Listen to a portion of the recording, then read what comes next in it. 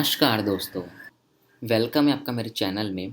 तो आज हम लोग बात करेंगे राफेल डील के बारे में कि इसके पीछे क्या कंट्रोवर्सी थी, इसका क्या बैकग्राउंड है और ये कब तक इंडिया में डिलीवर हो जाएगा।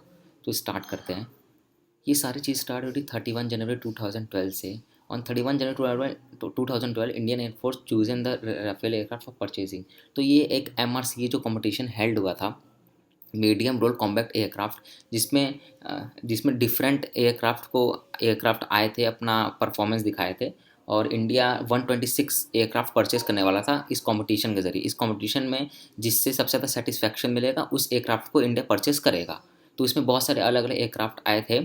उसमें से इंडिया ने 31 जनवरी 2012 को राफेल एयरक्राफ्ट चूज़ किया परचेज करने के लिए। IAF proposed that they will purchase 18 aircraft in flyaway condition and rest 108 aircraft to be manufactured in India। तो इन लोगों का ये प्रपोज प्लान था कि हम लोग को 18 एयरक्राफ्ट फ्लाईवे कंडीशन में चाहिए, जो कि 2015 तक डिलीवर होना चाहिए। एंड 108 एयरक्राफ्ट वो हम लोग इंडिया में ही मैन्युफैक्चर करेंगे लोकली। तो फिर यहाँ पे क्या था कि ये डील रुक गया, स्टॉल हो गया, क्योंकि जो फ्रांस था वो एग्री नहीं किया इस बात पे। इसलिए क्योंकि इसका जो टेक्नोलॉजी वो बहुत ज़्यादा कॉम्प्लेक्स है, बहुत ज़्यादा कॉम्प्लेक्स टेक्नोलॉजी है। तो और भी कई सारे रीजंस की जिसकी वजह से ये फ्रांस एग्री नहीं किया। तो इसके बाद कई सारी इसके ऊपर टॉक्स चली, लेकिन finally in March 2014 India and France agree that France would deliver 18 aircraft in flyaway condition and rest 108 aircraft to be build by Indian company Hindustan Aeronautics Limited. तो फिर फाइनली ये 2014 में ये तय हो गया कि हाँ, फ्रांस 18 एयरक्राफ्ट आपको डिलीवर कर देगा एकदम फ्लाईवे कंडीशन है। बाकी जितने भी बचे एयरक्राफ्ट 108 वो इंडिया में मैन्युफैक्चर होंगे हिंदुस्तान एरोनॉटिक्स लिमिटेड में under the technology transfer agreement. तो ये लेकिन उसमें भी 70% ही सिर्फ ये जो हेल है हिंदुस्तान एरोनॉटिक्स लिमिटेड ये बनाएगा, 30% डिसॉल्ट बनाएगा। तो ये हो गया था। In 2015 India requested France to deliver 36 aircraft as soon as possible. तो 2015 में जब हमारे प्राइम मिनिस्टर मोदी जी जब पेरिस गए थे, तो वहाँ पे वो ऐसा बोले थे कि 36 एयरक्राफ्ट हम लोग को जल्द से जल्द चाहिए। तो फिर उसके बाद क्या होता है, Indian government officially withdraw 126 aircraft tender on 30 July 2015 which was earlier short listed on 2012। तो ये जो पहला वाला जो शॉर्ट लिस्टेड हुआ था कि 126 एयरक्राफ्ट हम लोग को टोटल चाहिए, जो कि 18 हम लोग को फ्लाईवे कंडीशन में और 108 जो मैन्युफैक्चर होंगे, जो ये था, ये इसको गवर्नमेंट ने फाइनली कैंसिल कर दिया, इसको विड्रॉ कर लिया कि नहीं, हम ये पूरा मतलब एक तरीके से पूरा कैंसिल कर दिया डील। फिर एक नया deal on 23 September 2016 India finally sign the new contract for purchasing 36 aircraft in flyaway condition. तो 23 सितंबर 2016 को एक नया इन्होंने डील साइन किया जिसमें 36 एयरक्राफ्ट फ्लाईवे कंडीशन में इनको चाहिए था। ठीक है, और ये डील का वर्थ का 7.8 बिलियन यूरोस। तो ये था पूरा, ये डील पूरी तरह फाइनल हो गई थी, लेकिन अब इसको लेके एक कंट्रोवर्सी स्टार्ट हो गई थी।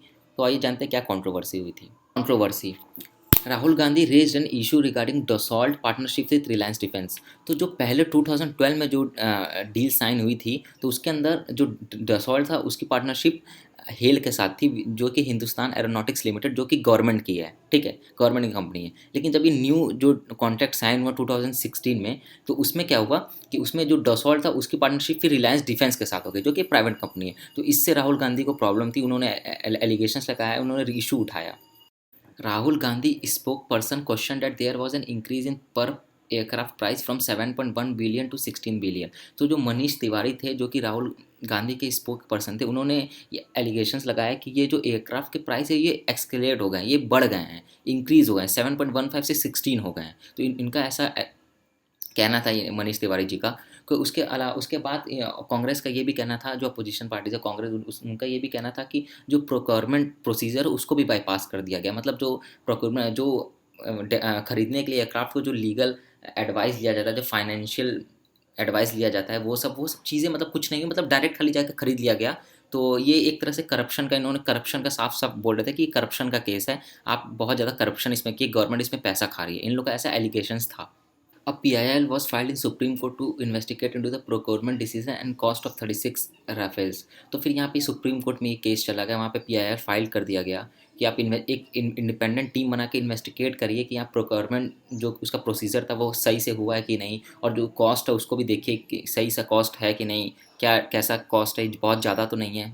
इन दिसंबर 2018 supreme court dismissed all the petitions. तो जो पिटिशन सितंबर में फाइल किया गया था, तो 14 दिसंबर 2018 को सुप्रीम कोर्ट का जजमेंट आता है और उन्होंने सारे पिटिशंस को डिसमिस कर देते हैं। तो यहाँ पे जो जो भी करप्शन वाले एलिगेशंस लगे थे वो सब डिसमिस कर दिए जाते हैं। सुप्रीम कोर्ट का कहना है कि वो सारी चीज़ें क्लियर है, इसमें कोई भी करप्शन वाला केस नहीं है।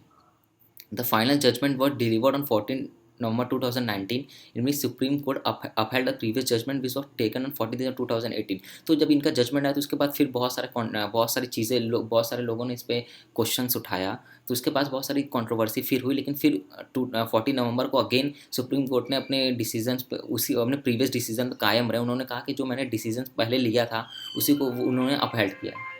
तो फ्रेंड्स आइए अब देखते हैं कि इसका डिलीवरी कब तक होने वाला है इंडिया में। तो friends, India is all set to receive 8 aircraft in fly away condition equipped with Meteor missiles in end of July 20।